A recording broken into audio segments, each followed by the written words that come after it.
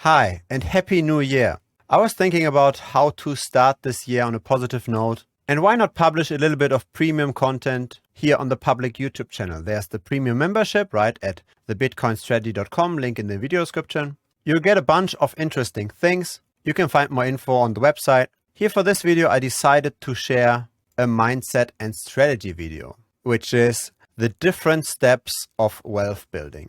It's a very different kind of content you usually see on this channel, but that's what the premium membership is for. It's content that doesn't get a lot of exposure by YouTube, but you probably found this video by already being subscribed. So thanks for following the channel, and let's start with the premium video, the different steps of wealth building. By the way, a like would be appreciated. It helps the YouTube algorithm. See you and bye-bye.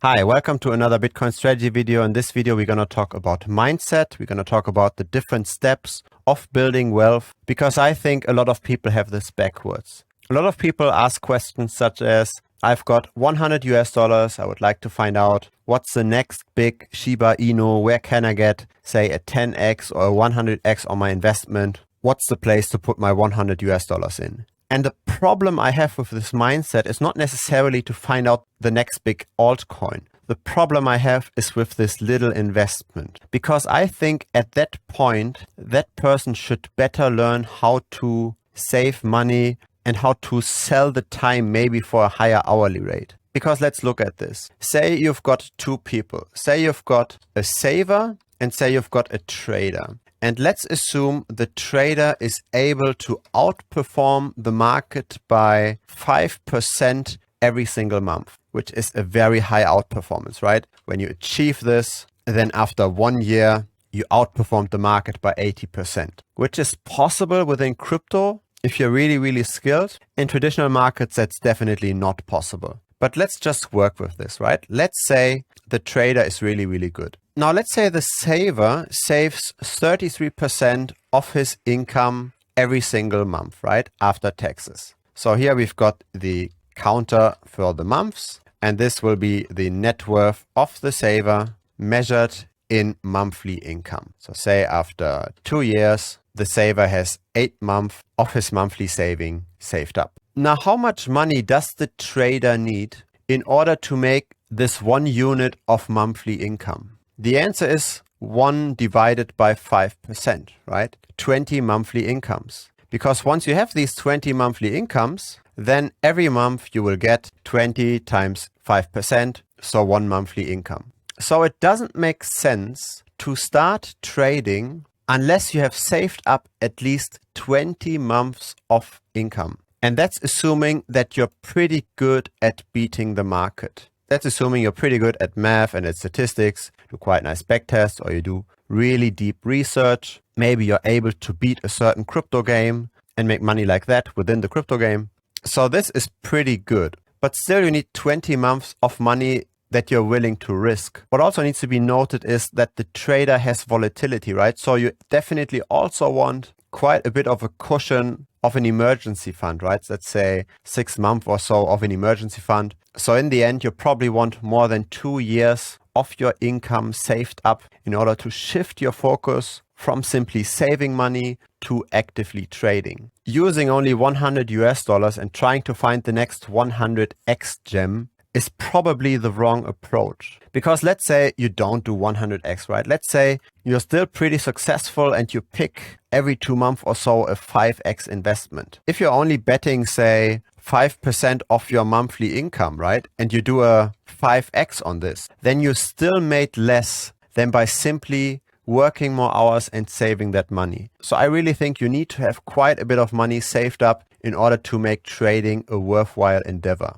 And if you don't have that yet, focus on increasing the income, maybe switching jobs, maybe adding a side hustle, maybe reducing expenses, maybe doing all of the 3 things. Find ways to sell your time efficiently and to save as much as possible, because only when you have money that you're willing to lose and that is large enough, only then getting a percentage return on that investment makes sense. Otherwise, a 50% return on $100, I mean, what's that, right? It doesn't really worth it. But at a certain point, you definitely should make that switch, right? You should use the capital you have saved as a leverage, because the saver, he sees his net worth going like this. the trader, he sees his net worth going like this exponentially. And what you want to do is at the beginning, you want to be the saver, and only once you've got saved up enough, only then do you want to switch your attention to speculation. And so probably it does make sense to have a certain time window where you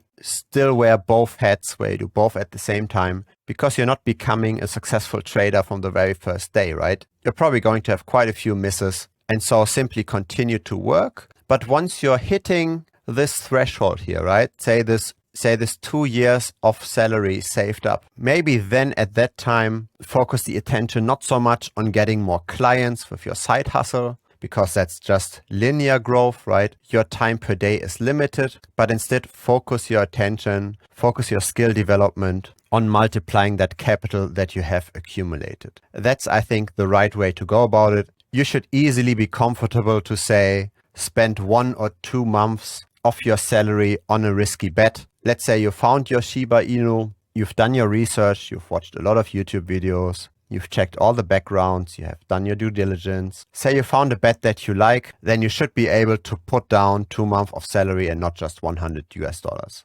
Now there's one more distinction I want to make here. This is saving, this is speculation. But there's one more thing, and that's investing. And I think the mindset for speculation and investing is pretty different. Let's look at this. When you're speculating, you're trying to make the best bet, right? You're trying to find out what's the best risk versus reward. And you want to bet on something, say, that's got a 50% likelihood of losing. But in case it wins, it gives you, say, a 3x return. So you've got a positive expected value. Now, probably you don't want to follow this approach for the very long-term commitments, say for your retirement, or say for the education expenses of your children, or say for a very large philanthropic project that you have in, say, 10 or 20 years planned. That's where investing comes in. With investing, your target is not to grow your wealth as quickly as possible. With investing, your target is to simply preserve your purchasing power over time, and doing this without too much volatility. So you're not optimizing for return, you're optimizing for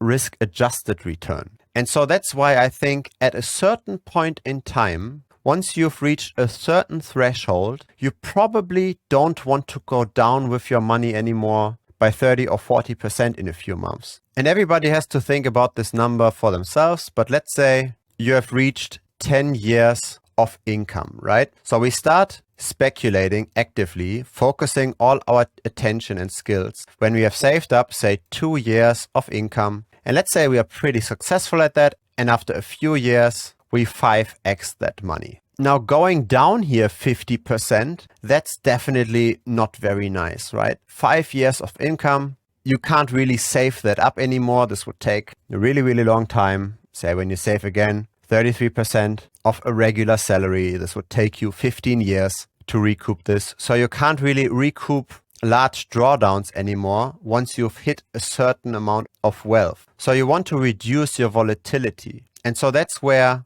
portfolio management really comes into play. That's where you try to combine assets in one portfolio that are lowly correlated. And I think the best way to do this is basically with 3 different asset classes: property, stocks, and crypto. Because the nice thing about these asset classes is the returns are not very highly correlated. So say when your Bitcoin is going up and then it crashes a lot and then it's going up again, and these crashes, as you probably know, they can be 80%. But then on the other hand, you also have stocks and they crash at different points in time. And then you've also got property, which moves also in a different direction. Once you combine all 3 of those asset classes, then your overall portfolio line is probably going to look way smoother, right? It has way less volatility. And so the maximum drop here is maybe only 15%, depending on how you structure this portfolio, right? Depending on how much risk you take on here. But that's the idea of portfolio allocation. So in here, you are okay with not timing the market. In here, you simply want to preserve your purchasing power and you want to reduce overall volatility by combining different asset classes. And that's, I think, the proper way to do this. You've got a certain allocation that's meant for speculation, And then once that reaches a certain threshold, whatever goes above this, you're not using for trading anymore because you don't want to get these huge drawdowns, right? You don't want to lose 5 years of income. Instead, you put this in a buy and hold portfolio and grow this over the very long term while still continuing trading, of course, but with only a fraction of your overall wealth. Because this is how I see this, right? Why is this here so important? Why don't you want to get this 50% drawdown once you have saved up so much? First, you can't recoup this with easy time selling, right? You can't sell your time and get this money back. But second, you also have a problem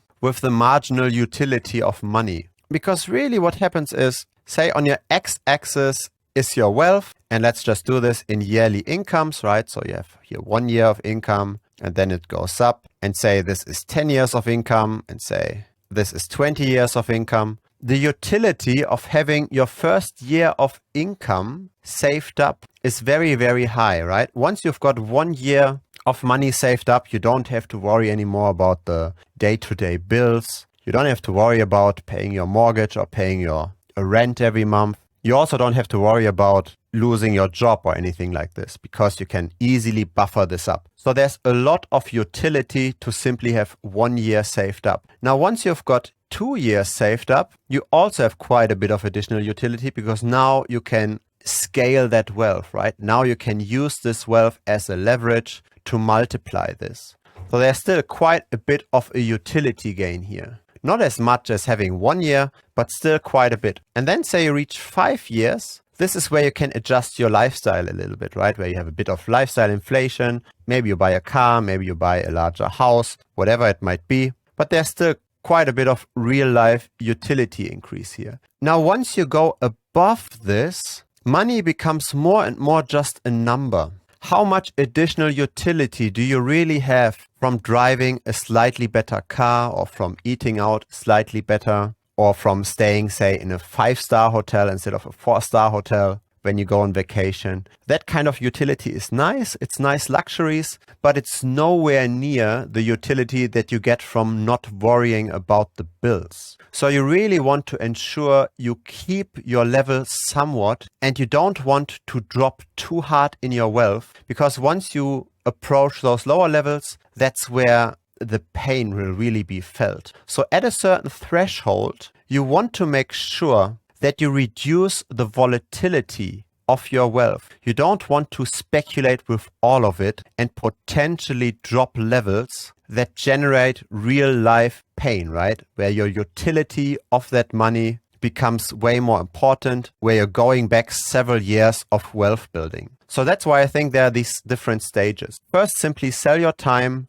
maybe learn a skill that's very marketable, where you can sell your time for a high rate. Do this for a while, because speculating in alts to find the 100x investment with your $50 is not going to bring you any far. Then once you've got saved something up, at least 2 years, I would say, probably a bit more, then focus your attention on trading, on speculation, but still, obviously, still do your job, because you don't want to completely rely on this yet, but definitely use the capital you have saved up to multiply it. And then once you've grown pretty large on that wealth, make sure you preserve the money, allocate to different asset classes, build a portfolio with a high Sharpe ratio, with assets where the volatility is not correlated, where your maximum drawdowns are not crazy high, and where you preserve your purchasing power over time, so that you're safe for retirement, so that you can pay the education of your children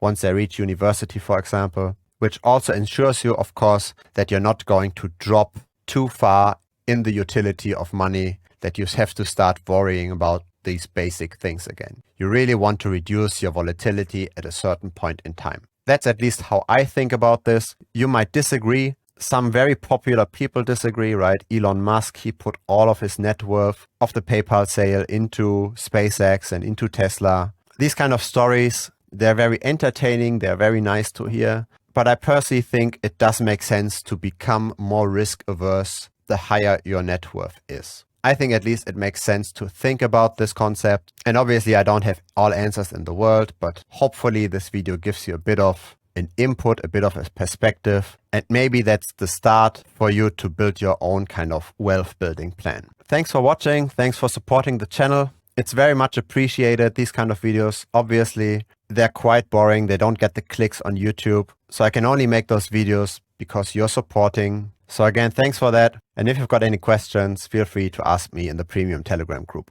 See you next time. Bye-bye.